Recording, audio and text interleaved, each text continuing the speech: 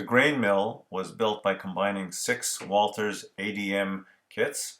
It's about 5 feet long and has a capacity of 4 cars on the unloading track, and another 6 cars can be held in the adjacent holding track. The steel fabricator was built by combining 3 Walters kits: the electric furnace, the overhead crane, traveling crane, and the engineering offices. It has 2 car spots, one inside the building and one outside under the crane.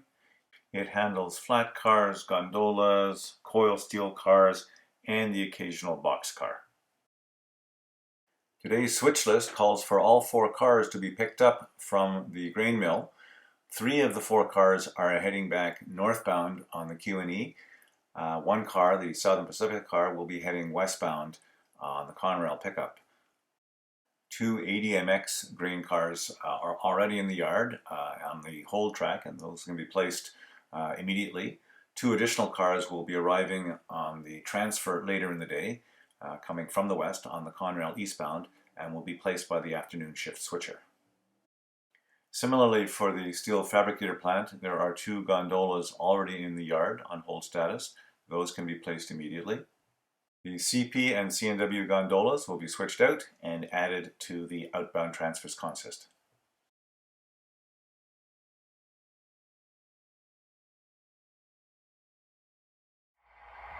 A second crew has been brought on for the switching duties today.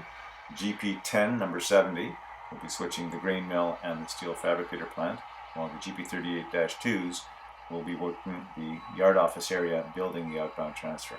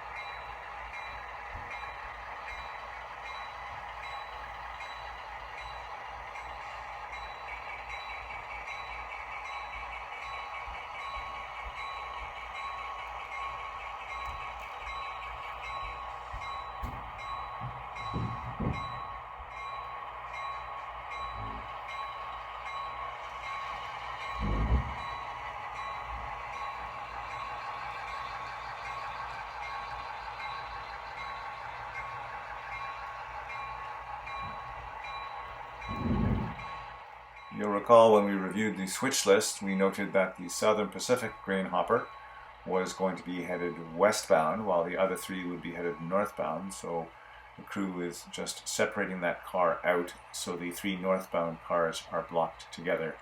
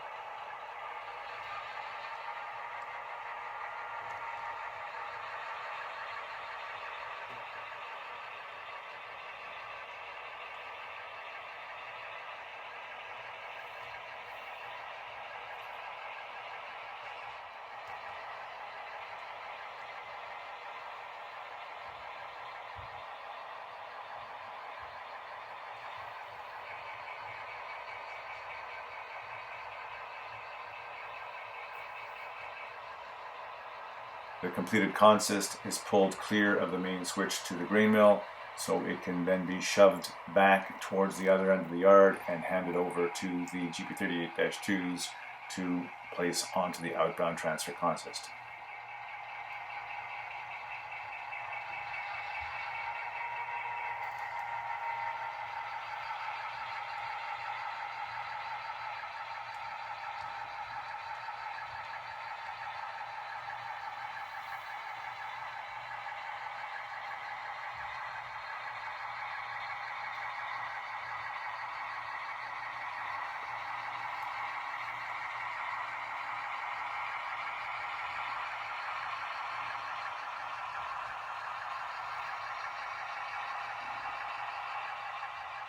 GP10 number 70 will hold here momentarily to wait for the GP38-2s to come and fetch the 4 grain cars, after which they'll be able to head over to the adjacent track to pick up the 2 gondolas destined to the steel fabricator.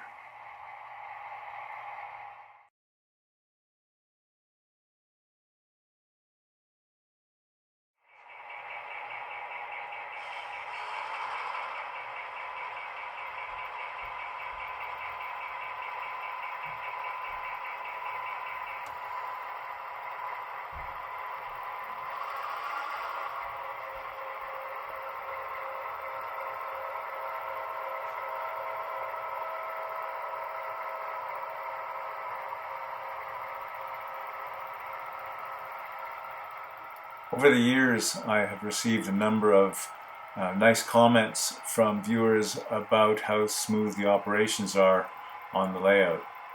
That's mostly due to the editing effort that goes in after the video clips are filmed.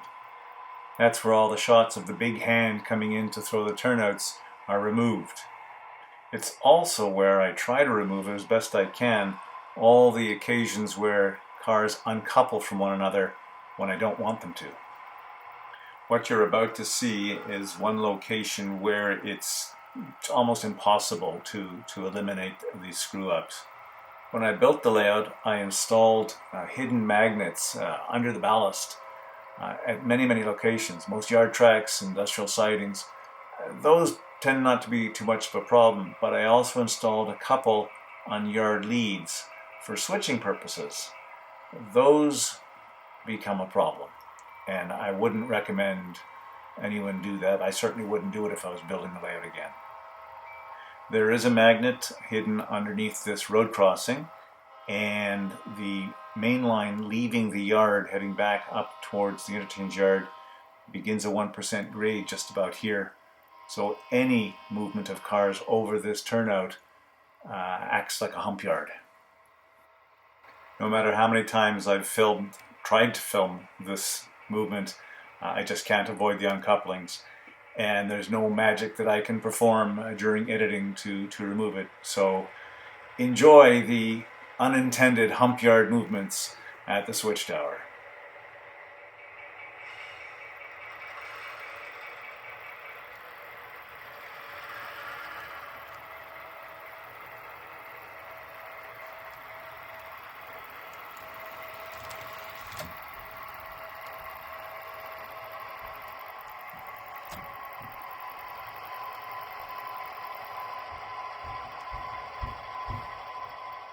What the crew is trying to do here is block the outbound transfer so that all the northbound cars are at the tail end against the caboose, followed by the westbound cars and then the eastbound cars. This makes it a lot easier for the crews at the interchange yard to build the outbound trains and set the cars over for eastbound and westbound Conrail pickups.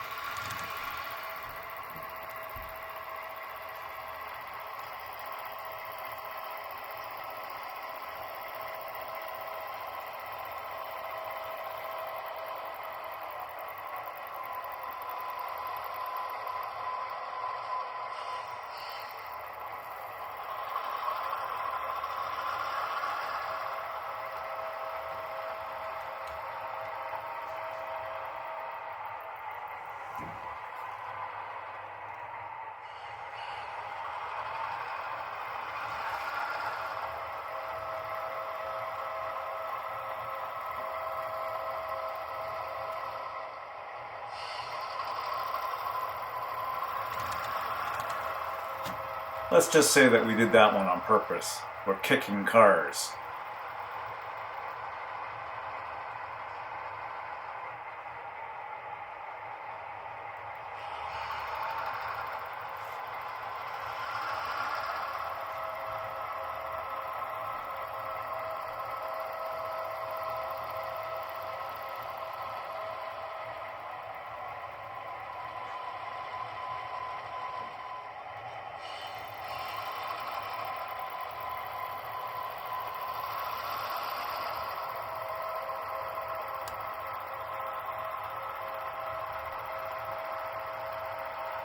In theory, while these locomotives were messing about with blocking the transfer, Our GP10 number 70 was busy setting out gondolas at the steel fabricator plant. Let's go back and have a look and see what cameras picked up.